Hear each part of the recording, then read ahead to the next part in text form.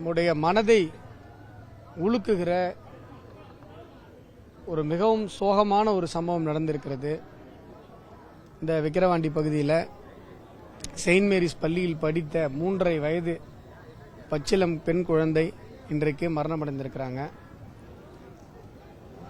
அவர்களுடைய பெற்றோர்களிடம் ஆறுதல் கூறிவிட்டு அவர்கள் சொல்வதை வைத்து பார்க்கும்பொழுது இந்த மரணத்தில் மர்மம் இருக்கிறது.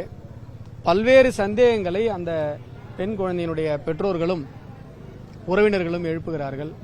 பள்ளி நிர்வாகம் பல முன்னுக்கு பின் முரணான பல தகவல்களை சொல்லியிருக்கிறது.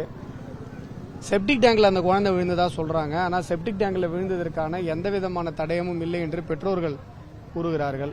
அந்த குழந்தையினுடைய ஆடை நனையில, அந்த குழந்தையினுடைய மற்ற உடைமைகள் எதுவுமே செப்டிக் டேங்கில் விழுந்ததற்கான அடையாளமாக இல்லை என்பதை பெற்றோர்கள் சொல்லுகிறார்கள். அந்த பெத்தவங்க கதறி அழுவும் போது நமக்கு ரொம்ப மனசு கஷ்டமா இருக்கு. ஏன்னா பெண் குழந்தைங்களை கஷ்டப்பட்டு பெற்றோர்கள் படிக்க வைக்கிறாங்க.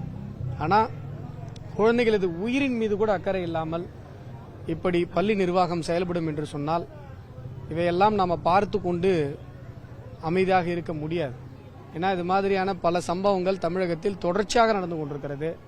பெண் குழந்தைகள் பள்ளி நிர்வாகத்தினாலேயே பாலியல் ரீதியாக துன்புறுத்தப்படுகிற சம்பவத்தை நம்ம பார்த்திருக்கோம். இந்த மாதிரி துன்புறுத்தப்படுகிற சம்பவங்களும் இப்பொழுது குற்றச்சாட்டுகளும் எழுந்திருக்கிறது. எனவே காவல்துறை, தமிழக காவல்துறை முறையான விசாரணை நடத்தி, ஏன்னா அப்பா அம்மா என்ன சொல்றாங்க, அந்த பொண்ணோட அப்பா அம்மா என்ன சொல்றாங்கன்னா, டீச்சரை அடிச்சதுனால தான் குழந்தை இறந்திருக்கு, இது செப்டிக் டேங்க்ன்றது இவங்க சும்மா டிராமா பண்றாங்க.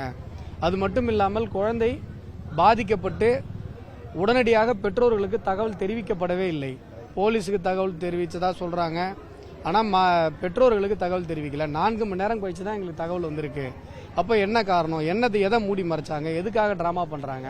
இவங்க சொல்ற தகவல்கள் எல்லாம் முன்னுக்கு பின் முரணாக இருக்கிறது. ஆம்புலன்ஸ் இட்டுட்டு போச்சுன்றாங்க, ஆனால் கார்ல தான் கூட்டு போயிருக்காங்கன்னு பல முரண்பாடான தகவல்கள் இருப்பதை பெற்றோர்கள் உறுதிப்படுத்துகிறார்கள்.